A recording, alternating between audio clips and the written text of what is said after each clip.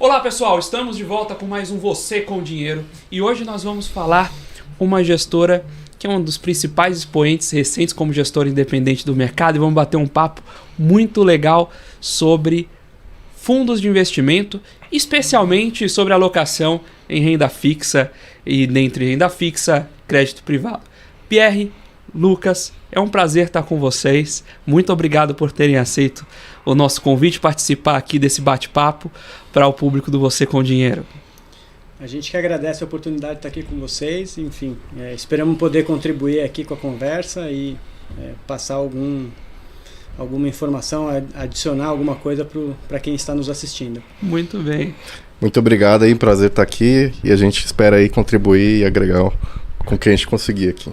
Bacana. Pessoal, eu vou começar com uma pergunta off-topic aqui. Meus alunos sempre perguntam, professor, eu devo chamar a ARX de ARX ou ARX? Então, como vocês se autodenominam? Pode ser qualquer um dos dois. Né? Vocês eu não... costumo falar ARX. Você costuma falar... Então, é mais rápido. Exato. Caro aluno, você que eu sempre deixei ali sem a resposta, agora o Pierre dá a resposta pra você. Na dúvida, fala ARX que é mais rápido. É isso. Muito bom. Pessoal...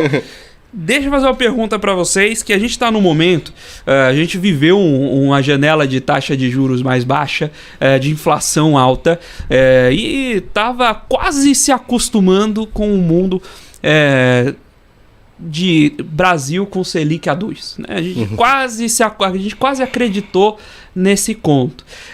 E mesmo em nível global, o que a gente via é que era mais ou menos tido por certo que o CDE é juro zero. Né? É taxa de juros real no limite negativa. Né? E agora a gente vê...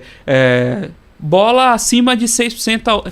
Pessoal, você aqui do mundo do Tesouro Direto é IPCA+, né? A gente antigamente ainda tem um pouquinho de dificuldade de tradução, né? Mas ele tem bola acima de 6% ao ano, né? Em cima de IPCA. Como é que funciona o mercado de crédito? Como é que funciona investir, fazer gestão ativa de renda fixa, competindo com NTNB IPCA mais 6? Perfeito. Bom, primeiro que ele compete, mas até certo ponto, né? Porque, querendo ou não, o carrego dos ativos de crédito privado também se beneficiam, né, de uma taxa de juros mais alta. Né? Então, você tem um papel, seja em CDI, CDI mais alguma coisa, o próprio aumento do CDI aumenta a rentabilidade desse papel. Né? No IPCA a mesma coisa. Né? Obviamente que isso tem um limite. Né? Assim, chega um momento que o investidor pode pensar, putz, não vale a pena eu ganhar um pouquinho a mais, dado que a taxa é tão alta. Né? E aí depende um pouco desse pouquinho a mais, que são os spreads de crédito. Né? Hoje a gente acha que os spreads de crédito eles estão em níveis justos. Né? Eles não estão nem super atrativos, como a gente viu pós-pandemia, que chegaram a ter os melhores emissores do país negociando a CDI mais 4 ou NTNB mais 4, né? Mas também estão longe dos patamares que a gente viu em 2019, quando o mercado chegou a negociar níveis de CDI mais 0,40, 0,50. Né? Então a gente está num patamar que a gente acha justo. Nesse nível, eu acho que ainda tem boas oportunidades em renda fixa crédito privado. Mas, de novo, depende tanto, obviamente, do nível de taxa de juros do governo. Chega um ponto, você fala, putz, as NTNBs vão pagar IPCA mais 10, talvez ninguém esteja disposto a correr mais risco do que isso, porque, putz, IPCA mais 10 já é muito. Né?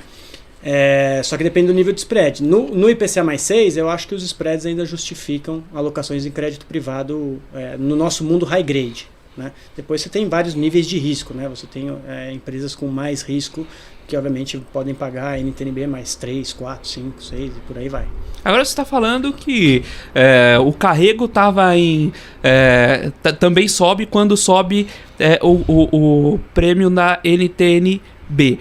No entanto, se você já está comprado no papel, isso machuca o papel, né? Machuca o papel. A maioria das pessoas não consegue enxergar porque são marcados na curva. Essa é uma excelente pergunta. Já nos fundos, não. Como nos fundos que a gente carrega posições em IPCA, né, que tem o benchmark em IMAB5, o IMAB, que é um portfólio de NTNBs, né, aí de fato machuca o fundo.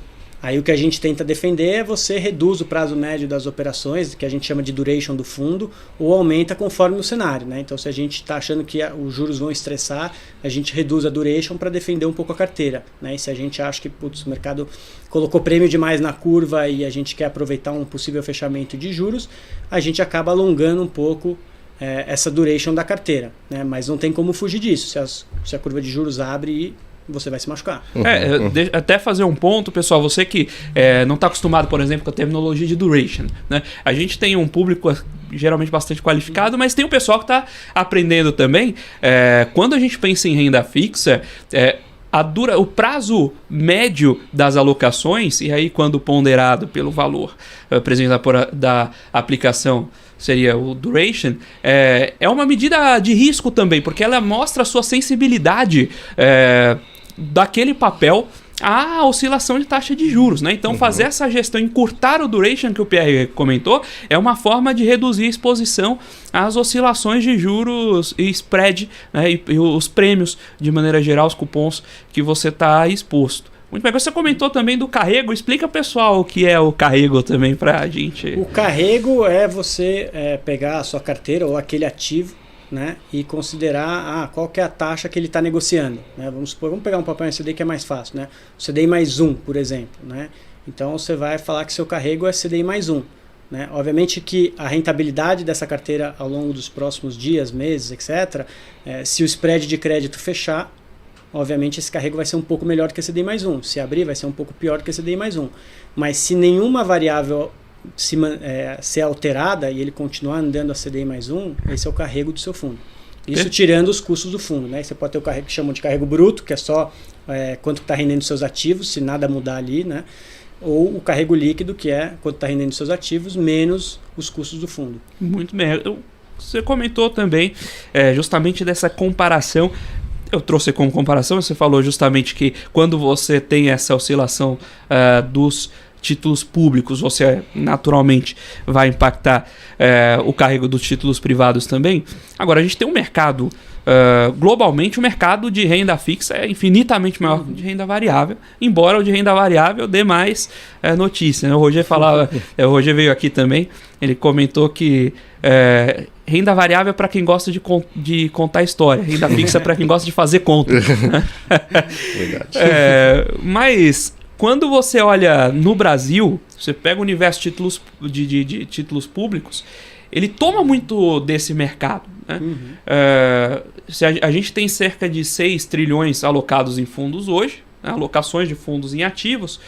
Desses 6 trilhões, 4 são ou título público ou operação compromissada lastreada em título público. O que vocês têm, que vocês enxergam de oportunidade para quebrar um pouco dessa caixinha? Eu sei que tem veículos interessantes, os fundos de debênture incentivados, enfim, vocês podem ficar à vontade para comentar se vocês têm, inclusive, algumas boas alternativas. Legal. Mas como quebrar um pouco dessa resistência e o primeiro passo disso, né? O que tem de bom que as pessoas precisam olhar, elas não estão olhando? Sim. Não, lógico, eu acho que assim, primeiro, o mercado de título público ser infinitamente maior que o de título privado, né? Obviamente você está olhando só fundo. Tem que lembrar que os bancos também são grandes credores. Né? Então, quando você junta o mercado com os bancos, obviamente não tem essa discrepância toda que a gente vê. Né? Então, quando você vai para o mundo de fundos, né, o que você vê é que a nossa indústria de fundos de crédito ela está nascendo ainda. Né? Se você pegar ali, está começando, teve um desenvolvimento um pouco mais acelerado na indústria high grade, que é onde a Arx atua atualmente, né? Só que ainda é tímido, né? A maior parte do crédito privado está nos grandes bancos, né? Não nos fundos. E aí a indústria de fundos crescendo, a gente vai cada vez mais absorvendo mais essa carteira de bancos para dentro do mercado financeiro ali de fundos efetivamente. Né? Então uma transição natural. A indústria de fundos vai evoluindo, os fundos high grades vão crescendo. Depois, obviamente, a gente vai começar a ter uma evolução, já está tendo uma evolução ali de fundos high yield. Né? E depois você tem o outro nível que é o distressed. Né? Esses dois andares aqui mais de baixo, eles ainda são muito mais tímidos que o high grade, mas está numa evolução. Né? Primeiro vem o high grade, depois o high yield, depois o distressed. Né? E aos poucos você vai tendo um balanço melhor entre o que é dívida dada por bancos e o que é dívida dada por fundos. Né? Então eu acho que é uma transição natural, que a gente está no meio desse processo. E o que tem de produto bom que está surgindo no meio dessa inovação? Você tem muito produto bom, depende do nível de risco que você quer, né? Você tem desde produtos ali bons na parte do high grade, né? Que nem a gente falou hoje, a gente acha que os spreads eles estão justos, então ainda é um ponto bom de entrada, né? Então tá fera. A gente vê muita competição de bancos, por exemplo, quando a gente vai precificar uma operação. Não adianta a gente querer cobrar muito mais da empresa, porque o banco está competindo com a gente. Isso é, na minha opinião, um indicador de que o mercado está saudável. Se eu for olhar 2019, por exemplo, assim, era só as assets dando dinheiro a CDI mais 0,40, 0,50 e os bancos estavam fora do jogo. Ou seja, você fala, se as assets pararem de captar e pararem de dar dinheiro, tem um gap aqui para ajustar os preços, né? Hoje a gente não vê isso. Os bancos estão ali junto com a gente, competindo com a gente no mercado high grade, né? Então ali tem boas oportunidades. Depois no high yield não é muito nossa praia, mas devem ter boas oportunidades, né? Normalmente, sim, num mercado onde o crédito os bancos estão um pouco mais retraídos, né? Por mais que o risco esteja maior, muitas vezes você consegue pedir garantias melhores, né? O cara que está emprestando dinheiro tem mais poder de barganha na mesa para construir uma operação mais segura, né? Quando todo mundo está, um oba-oba e todo mundo está dando crédito, o pessoal começa a baixar a régua, tem mais competição para emprestar dinheiro para a companhia. E, obviamente, a companhia tem mais poder de barganha e fala, eu quero uma dívida sem garantia, ou eu vou reduzir o nível de garantia. Então, também eu imagino que no mundo high yield tenham boas oportunidades também, né? Onde a gente vê boas oportunidades também no mercado de FDICs, né? De securitização de recebíveis. Você tem muitas empresas que podem não ter um balanço que seria compatível com o risco que a gente busca em high grade, mas tem bons recebíveis na carteira, né? E aí ela pode gerar operações fazendo a cessão desses recebíveis, ou seja, vendendo esse recebível para o fundo e captando dinheiro a preços baixos, né? Vou citar um exemplo aqui, muitas adquirentes pequenas ou subadquirentes, né? Eles têm sempre recebíveis contra o elo de cima da cadeia, que é um grande adquirente ou até um banco grande, Itaú, Bradesco, Santander. Ele tem vários recebíveis desses devedores finais, né? Ele pode captar dinheiro simplesmente cedendo esses recebíveis. Isso é uma forma de você conseguir boas operações com excelente risco e uma taxa um pouco melhor do que se você for emprestar diretamente para o Itaú, para o Bradesco, por exemplo. Quando você olha esses papéis, naturalmente no FDIC você não vai conseguir, e não é a proposta. Existem os multicedentes multissacados, mas geralmente você vai ter uma ponta de âncora, né? Mas olhando para papéis, quando você falou, né, de emprestar esse dinheiro, às vezes o pessoal esquece que ainda fixa na prática você está emprestando dinheiro para alguém, né? Seja comprando uma debênture, seja absorvendo a cota de um FDIC. Quando você está comprando ali uma debênture, você tem mais uma visão próxima da empresa, ir lá, estudar, senta na empresa, bate um papo, como se você de fato tivesse fosse o banker ali emprestando dinheiro para aquela companhia, ou você olha mais mercado, olha de cima o mercado secundário, vê o que tem de oportunidade de emissão e depois você vai fazendo seus filtros até chegar no papel. Como se fosse, fazendo um paralelo com seleção de ações, né? Vocês olham mais o top-down ou bottom-up? Como é que vocês fazem essa seleção de ativos? Obviamente a gente, quando está construindo o portfólio, vai acabar olhando os dois sempre, né? Mas o approach do ponto de vista de análise de crédito é sempre muito mais bottom-up, né? Então, de fato, é olhar, analisar aquela empresa, né? Quais são os riscos daquela empresa e como ela está inserida dentro do contexto macroeconômico, né? E também em relação ao próprio setor dela. Mas, obviamente, que uma vez que você aprovou o crédito, qual que é o tamanho das minhas alocações? Em que setores eu estou mais posicionado? Aí, talvez, do ponto de vista de gestão do fundo, pondere um pouco mais a visão macro. Então, temos uma visão um pouco mais pessimista, vamos reduzir setores um pouco mais cíclicos, etc. Mas quando a gente vai aprovar um crédito, levar a comitê de crédito, é muito mais bottom-up. De fato, a projeção de fluxo de caixa daquela companhia, testar aquela companhia dentro de diferentes cenários para ver até onde o cara aguenta, e dentro desses cenários, que variável ele poderia mexer? Vou distribuir menos dividendos, vou desacelerar os investimentos para poupar um pouco mais de caixa. Então, a gente vai testando a empresa dentro de diferentes cenários. Então, é muito mais bottom-up ali quando a gente está, de fato, aprovando um novo crédito na carteira. Dá para entrar nesse mercado na física, só fazer sua alocação em crédito privado direto na pessoa física e comprar debênture sem ir bater na porta da empresa? Minha opinião, né? Óbvio, você sempre tem vantagens e desvantagens, né? A pergunta no final do dia é: invisto direto numa debênture ou através de um fundo, né? Olha, obviamente, a minha opinião é totalmente enviesada. Mas eu tendo a acreditar que é melhor via fundo. Tá? Qual que é o downside do fundo? Basicamente, você paga a taxa de administração. Então, obviamente, você vai comer um pouco do seu spread. Né? Porém, crédito não é simplesmente você olhar aquela foto da empresa e falar: nossa, a empresa está bem e dá dinheiro. Mais importante do que olhar se a empresa está bem e dá dinheiro é você monitorar aquele crédito. Ela estava bem naquela foto, mas e o filme depois? Será que a empresa continua indo bem? Ou o cenário se deteriorou, as métricas de crédito foram se deteriorando? Ou a empresa pegou aquele recurso e começou um projeto de expansão super agressivo? E aí, obviamente, as métricas de crédito vão ficar pressionadas. Né? Tudo isso a gente vai monitorando constantemente quando você está numa gestão profissional, com uma equipe fazendo análise de crédito. Na pessoa física é um pouco mais difícil. Né? Você não vai emprestar dinheiro para 10 empresas, você nem trabalha no mercado, mal conhece e vai ficar ali destrinchando as demonstrações financeiras da companhia, fazendo call com RI, etc., para ver como é que a empresa está. Né? Isso aí, acho que o exemplo mais clássico que tem para ver isso é a Rodovias do Tietê. Né? Assim, na emissão primária, tinha um monte de fundo ali. Quando o negócio explodiu, não tinha mais nenhum fundo, só tinha pessoa física. Porque a gente foi vendo a deterioração do crédito, né? E conforme o crédito ia se deteriorando, você fala: putz, tá piorando, vende mais um pouco, tá piorando, vende mais um pouco. Até o momento você fala: bom, zera porque a gente não está mais confortável com o crédito.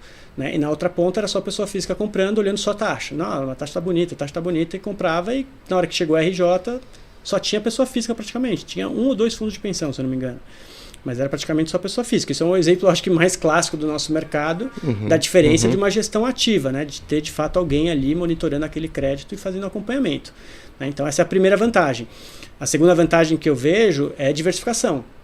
Né? A não ser que você tenha um patrimônio muito grande, uma paciência muito grande de ficar comprando R$1.000 aqui, R$2.000 aqui, assim, você acaba naturalmente na pessoa física tendo uma concentração maior por emissor.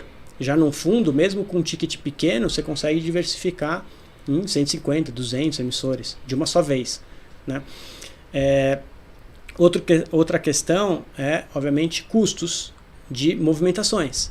Né? Na pessoa física, a não ser que você entre no mercado primário, mas vai vender no secundário através de uma corretora, você tem um spread gigante. As pessoas não fazem essa conta muitas vezes, né? Mas você pega uma debênture de infraestrutura, por exemplo, que tem prazo super alto. Né? Geralmente as corretoras cobram de 0,30%, 0,40% na taxa ao ano. Então você pega um papel, vamos supor um papel de 7 anos de duration, de prazo médio, né? Você coloca 0,30 ali, você está falando que você está pagando 2,10 na cabeça. Cara, quantos anos de taxa de administração dá isso do fundo? Não faz sentido se você mexeu num papel no meio do caminho. E mexeu em um papel só, né? Em um papel, exatamente. Aí já no fundo, ok, você vai esperar 30 dias para receber seu recurso, 30, 60 dias o prazo de resgate do fundo, mas você não paga nada para sair. Né? Então, assim, essa é outra vantagem. Quando a gente negocia no secundário como gestor, a gente paga 0,01% ao ano. Você não entra lá no home broker e coloca o... Depois, né, isso talvez mude um pouco no ano que vem com a mudança da CVM 160, né? Mas hoje em dia também, assim, as emissões com maior spread não são as 400 que vão para a pessoa física, são as 476. Então, muita coisa que fundo fazia, às vezes, a empresa vem com uma 476, porque é mais fácil, é mais rápido para ela. Os fundos compram, depois de 90 dias, a pessoa física começa a comprar, os prêmios fecham e a gente vende o papel. Só ali você já ganha mais que a taxa de administração. Então, assim, tem algumas coisas que a gente acaba tendo acesso direto que a pessoa física não vai ter. Né? Então, assim, honestamente, é difícil justificar ir direto na pessoa física. Eu acho assim, se você compra uma empresa que é muito trivial, um risco muito trivial, né? Vou comprar um negócio do Itaú. Comprar bonde do Banco do Brasil em queima, você faz gestão... Isso, um nome muito óbvio, tá? Pega os grandes bancos, pega uma CETEP, uma Taesa, que são nomes muito óbvios. Aí eu acho que até pode justificar se entrar direto na física, mas honestamente eu acho que você tem que ter uma cabeça de assim, eu vou comprar esse negócio e vou segurar até o final. Porque se você tiver que mexer no meio do caminho, com certeza já não valeu a pena. Que eu acho que é a minoria das pessoas. Quem vai segurar o papel 2040, 44, que pensa na aposentadoria, assim, a gente vê que a maioria dos investidores tem uma cabeça mais de curto médio prazo, né? A gente vê pelo perfil do nosso passivo, assim. Caiu um pouquinho a cota, putz, a curva abriu um pouquinho, você já começa a ver resgate aumentando. Então o cara não tem muita paciência não de esperar, né? Então esse ponto da liquidez é um ponto super importante, né, para fundo. E até um pouco de uma trava que a gente vê melhorando agora, né? Por exemplo, teve o boom da indústria de FIIs, né? E agora está começando FIAGROS, fundos de infra listados, e isso traz uma grande vantagem do ponto de vista de gestão, porque você não precisa ficar se preocupando com o resgate e tal. O mercado está indo um pouco mal, o spread está piorando. Você monta o fundo fechado e está tranquilo. O problema é do secundário. O secundário pode sofrer e tal, mas a carteira do fundo está lá, né? Então, isso traz uma grande vantagem justamente nos momentos que você está indo pior, né? Então, que as empresas estão tendo mais dificuldade e tal, porque um grande problema que a gente tem, por exemplo, você tem um papel na carteira, um ativo, que a gente vê a empresa deteriorando, tendo algum problema de crédito, a gente não tem o que fazer, né? A gente... assim, o ideal seria a gente continuar, assim, tentar se manter no papel, reestruturar, etc. Enquanto que nesse período se garantir que os resgates vão se manter em linha. Que é o contrário, por exemplo, um banco. Um banco não tem um problema de passivo, né, de resgate. Agora, quando você tem um fundo fechado, que às vezes acontece muito nos FIIs. Os FIIs estão cada vez aumentando o risco, né, de crédito, investindo em emissores cada vez mais arriscados. Mas o problema é um pouco menor, porque você está com o fundo fechado. Então, sim, você consegue, no limite, repactuar o papel, reestruturar a dívida, pode tomar algum haircut, mas não vai ter um grande impacto, né? Que é o caso, no caso do fundo aberto, você está sofrendo mais com isso. Né? No final do dia, num fundo fechado, se você tiver que sentar com a empresa e renegociar, né? Ou, vamos mudar um pouco o prazo aqui dos pagamentos, etc., né? Aquilo não tem problema, porque o restante da sua carteira, aquela posição, vamos supor que seja 2% do seu portfólio, ele vai continuar sendo 2%. O problema é que num fundo aberto, se você tiver que sentar com a companhia e seu passivo começar a resgatar, aquela posição de 2% ela vai crescendo, né? Porque você não vai conseguir vender aquela posição no mercado secundário. Você vai vender as outras posições para pagar os resgates, entendeu? E se for generalizado, como foi no Covid, você está sendo forçado a vender quando está todo mundo... No Covid aí é de fato um flight to quality, né? Assim, aí Quem tinha dinheiro naquela época pegou um carrego maravilhoso. Não assim, aí depois... E quem tem dinheiro nessa época é sempre banco, né? Mas aí você pega um carrego maravilhoso, mas é um pouco na discussão da primeira pergunta, né? O CDI era 2. Aí você comprava o ativo a CDI mais 4, beleza, você estava ganhando 6. Verdade. Hoje você compra um ativo a CDI mais meio, você está ganhando 14,5 quase. Eu lembro que tinha Americanas, né? Pagando... tava dando 200% CDI, emissão curta, só que também 200% CDI dava 4%, né? Que é 200% aí, CDI, esses momentos é bom que para você alongar a sua carteira, falar, ok, bom, CDI é 2, mas não vai ser 2 para sempre, não no Brasil, né? Então você, vou travar um spread de crédito alto no prazo mais longo possível. Aí você fecha uma operação de 10 anos a CDI mais 3, né? Por exemplo, a CETEP veio a CDI mais 2,80. A gente achou uma baita operação, 10 anos a CDI mais 2,80. Se você olhasse nominalmente ali com o CDI a 2, tá bom, beleza, 5,80 não é nenhuma maravilha, né? Mas agora tá lindo, né? Estou sentado em cima de CETEP, óbvio, o papel não está mais precificado a 2,80, mas virou uma bela operação. E como funciona essa gestão de risco no ambiente de crédito? Porque quando a gente pensa em gestão de risco para ações, geralmente a gente está pensando em risco de mercado. Então, o preço da ação vai oscilar, então eu compro uma put, eu fico vendido no índice, você vai fazendo proteções que são... aí inverte um pouco o jogo, é conta. Né? Como é que é para vocês fazer esse controle de risco, sabendo que o principal risco de vocês... lógico que tem risco de mercado, mas é mais o risco de crédito do que o de mercado, então eu preciso pensar em travas conceituais para casar essas operações? Lógico. Aí pensando em fundos em CDI, né? Obviamente que os fundos que estão atrelados ao IPCA, que não fazem hedge, né? Ou carregam de fato ativos IPCA, têm um risco de mercado. Aí não deixa de ser parecido com uma gestão de um multimercado. Você vai ter que olhar a duration, ver como eu estou posicionado em relação ao benchmark, escolher os vértices que você está ali posicionado nas NTNBs ou no pré, etc. Mas olhando para um fundo em CDI, né? Em tese é um fundo que não tem risco de mercado, né? Você tem vários riscos ali dentro, né? O primeiro deles é o risco de inadimplência, né? Eu tenho emprestado recurso para uma companhia, aquela companhia não conseguiu honrar os pagamentos, né? Ali vai um pouco da análise bottom-up que a gente discutiu e o monitoramento consistente, né?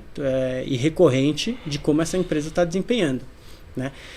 Além disso, quando a gente fala em crédito, a gente sempre pondera muito o risco de liquidez. Ou seja, qual que é a capacidade que eu tenho de vender aquele ativo, né, a um preço justo, em determinado momento, né? Então eu tenho ativos que têm uma liquidez muito alta. Pega uma letra financeira do Itaú, né, vale CDI mais sei lá, 0,50, vamos supor. Amanhã eu vendo o lote que eu quiser 0,50. Entendeu? Aí você pega um FDIC, mesmo que o FDIC tenha um risco de crédito bom, não tem a mesma liquidez. Eu não vou conseguir executar um lote muito grande, não tem tanta gente que conhece o produto que tem aprovado.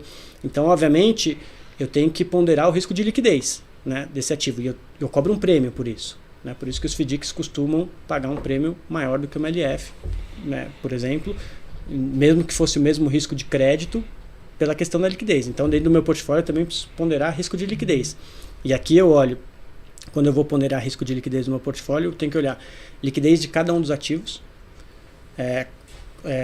o quanto de caixa eu tenho, e eu tenho que olhar para o meu passivo também. Que tipo de passivo eu tenho? É um passivo volátil? É um passivo de longo prazo? É um prazo de resgate curto? É um prazo de resgate longo? Então eu tenho que casar as duas coisas. Qual que é a liquidez dos meus ativos e a composição dessa carteira de ativos, e casar isso com o mandato e o perfil do meu passivo, né, para eu não ter problemas de liquidez no fundo. Ou seja, o fundo eventualmente ele pode estar saudável do ponto de vista de risco de crédito, porém eu começo a ter um monte de resgate e não consigo honrar os resgates porque eu não consigo gerar liquidez no fundo, né? Ou eu ser forçado a gerar liquidez no fundo a preços que não condizem com aquele risco, né? Então esse é o risco de liquidez que eu também preciso observar na carteira. Depois, além do risco de inadimplência, eu tenho o risco do spread, né? Por mais que ele tende a refletir o risco de inadimplência, você tem diferentes ciclos, né, de crédito, e os spreads podem abrir ou fechar, e nem sempre isso conversa com o risco de crédito, né? O próprio momento atual é isso. Você está vendo um fluxo gigantesco para renda fixa, né, porque os juros estão super altos e tem uma volatilidade muito grande em equities, multimercado e outros ativos de risco. E mesmo no ambiente que o macro não é muito tranquilo, né, a gente está num ambiente de alta volatilidade, de alta incerteza, os prêmios de risco continuam a comprimir no mercado de crédito. Por quê? Porque o fluxo técnico fala mais alto do que os fundamentos, né? E aí, quais são onde mora o perigo, né? No spread duration, que a gente chama, que é o prazo médio da minha carteira de crédito, né? Se você está com spreads comprimidos, né, e você espera que em algum momento esses spreads vão abrir, e não necessariamente porque o risco de crédito da companhia vai piorar, né? Por exemplo, se eu pegar 2019, o risco de crédito das empresas estava super tranquilo, estava um mega oba-oba, e os spreads abriram simplesmente porque o fluxo saiu da renda fixa e voltou para equity, né? E aí, qual que é o risco que eu tenho que tomar cuidado? Qual que é o prazo médio da minha carteira? Porque quando esses spreads abrirem, quanto mais longo a minha carteira, mais eu vou sofrer. Então eu tenho que também balancear qual que é o prazo médio dos meus ativos de crédito, para surfar fechamentos de spread quando o mercado está demandando cada vez menos prêmio, e defender o fundo quando os spreads abrem, para eu sofrer menos numa correção de spreads de crédito, né?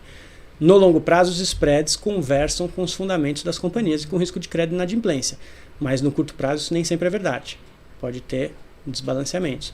E aí também eu tenho que montar uma carteira de ativos, né, do ponto de vista de liquidez, risco de inadimplência e duration da carteira, spread duration da carteira, condizente com o meu mandato, com o meu passivo, né? Então, se eu tenho um fundo D0, D1 ultra mega conservador, eu preciso estar com uma carteira líquida, porque meu passivo ele é curto, e a pessoa usa seu fundo como caixa, eu preciso ter uma carteira de crédito conservadora, porque essa pessoa tem um perfil conservador, ela não está disposta a correr esse risco de crédito alto, e eu não posso ter um prazo médio da carteira alto, porque quando tem oscilações nos spreads, isso pode machucar o fundo num nível que o meu investidor não está preparado. Isso a gente vai viu gerar muito... saque, vai aumentar Exatamente. o nível de demanda. A gente viu isso muito na pandemia, por exemplo. Teve muito fundo D0, D1 que, na nossa opinião, sofreu muito mais do que o mandato deveria permitir. Entendeu? E isso assustou o passivo.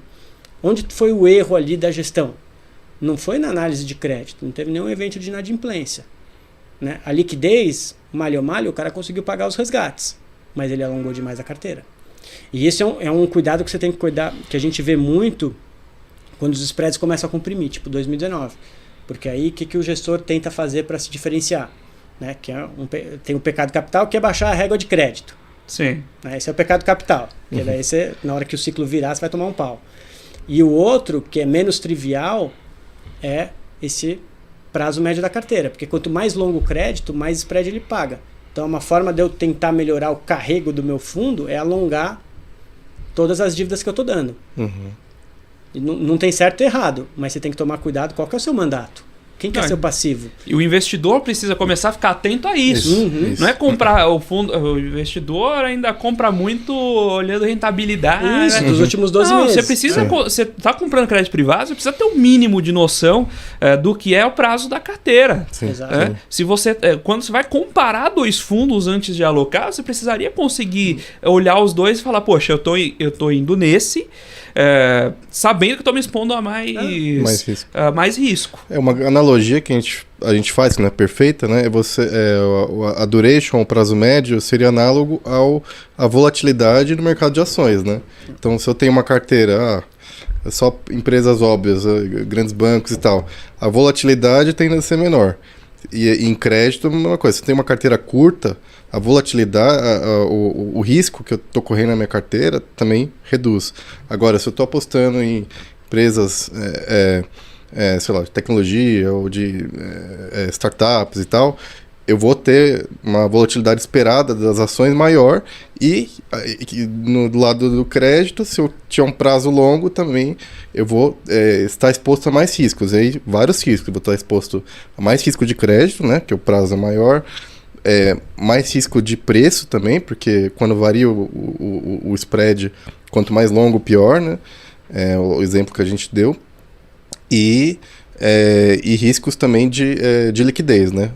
Também, quanto mais longo, mais difícil é vender o papel. Assim, o papel de 1 ano, a gente consegue liquidez muito mais facilmente, vender, né? Comprar e vender no secundário, do que um de 10 anos, que é menos trivial. Menos gente olha, menos gente está disposta a correr. Até algumas assets, a gente não chega a fazer isso, mas algumas assets tem até restrição de prazo. Ó, não vou...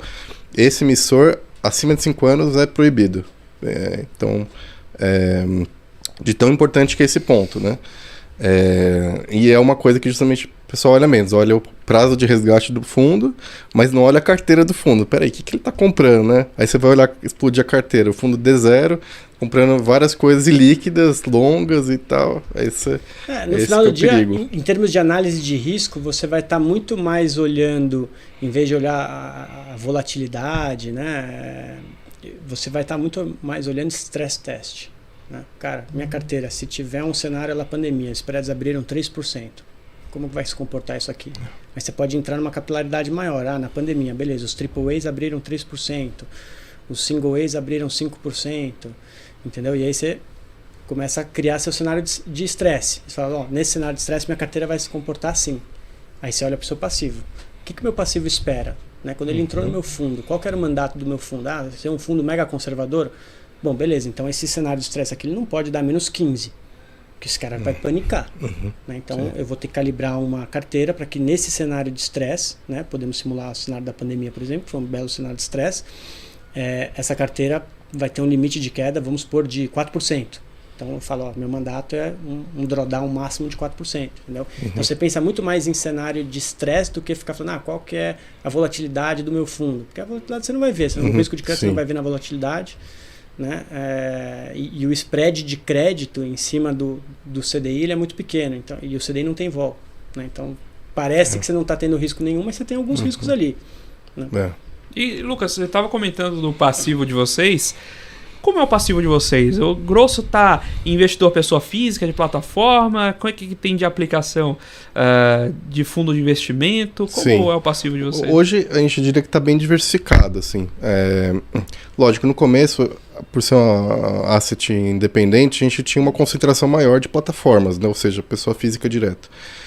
E hoje a gente conseguiu reduzir essa exposição, apesar de ser um passivo que a gente gosta, porque na pandemia, em todas as crises que teve de liquidez, foi um dos passivos que com o melhor comportamento, que o investidor entendeu o problema, esperou e realmente teve menos problema que o cara que resgatou na primeira cota, digamos, ruim, e assim a gente foi um investidor um pouco mais paciente.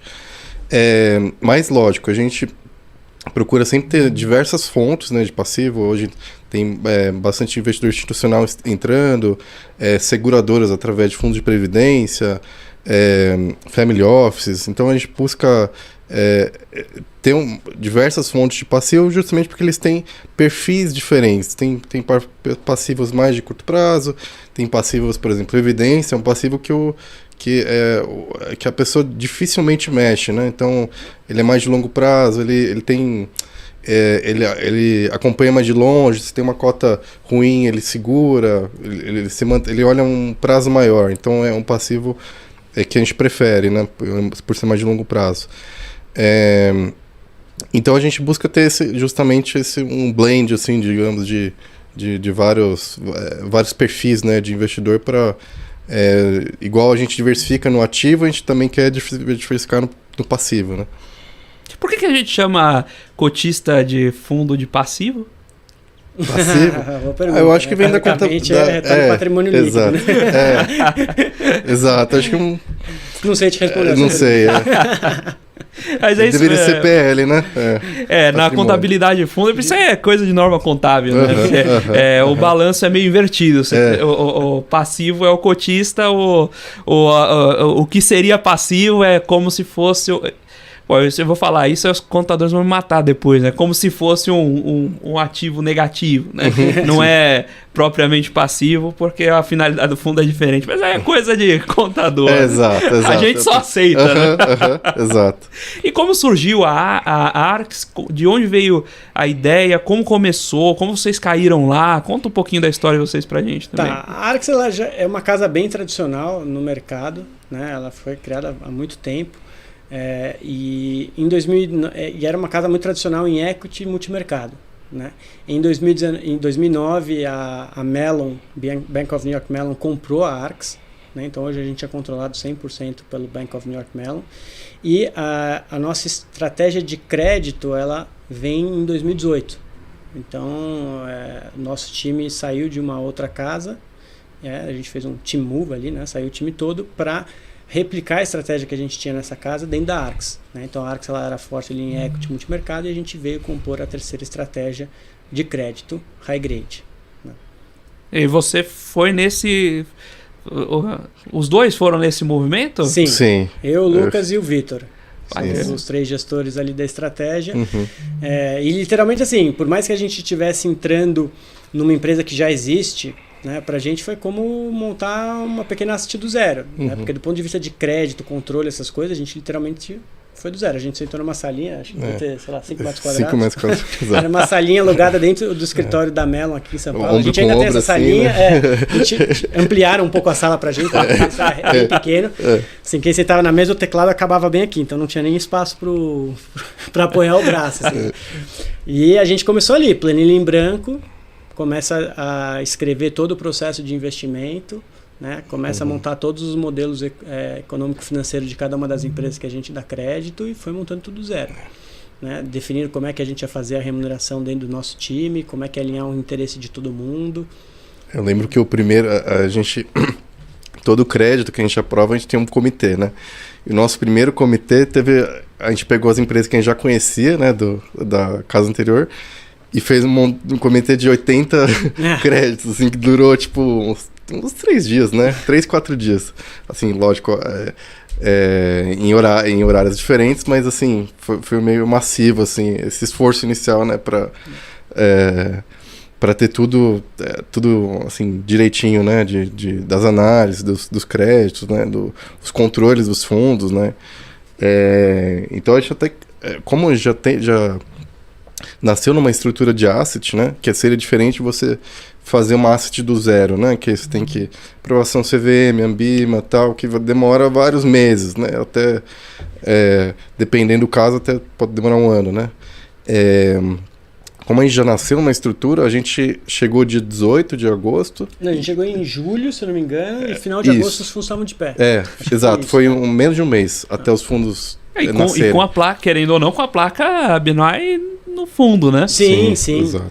A placa BNOI ela ajuda muito quando você vai entrar em investidores mais institucionais. Aí ajuda bastante. É um belo esforço. Mas, de fato, sim, a gente construiu tudo zero. E era desde criar os processos de análise, né? O processo de comitê, de aprovação, de monitoramento de crédito, até discutir regulamento do fundo e discutir para onde eu vou vender, para quem e qual produto eu vou montar. Vou montar um fundo D0D1, quanto que eu tenho que cobrar de taxa de ADM? Vamos negociar rebate com as plataformas. Então, é literalmente como montar um negócio do zero. Isso é legal pra caramba. Foi muito legal. E a vantagem, você querendo ou não, muitas vezes você perde essa proximidade da gestão quando a asset está muito grande.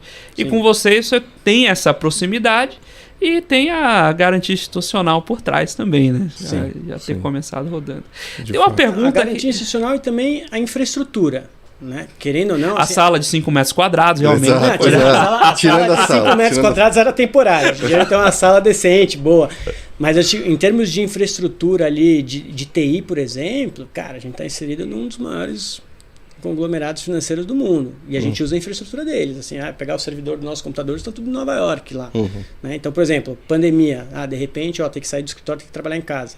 Cara, a gente começou a descobrir recursos que a gente tinha dentro da companhia que a gente nem sabia. Não usava, era literalmente a mesma coisa trabalhar em casa que no escritório. Foi super fácil fazer essa transição pra gente. Vocês não tinham problema para contratar os primeiros 1000 paid views com dinheiro lá? Exato.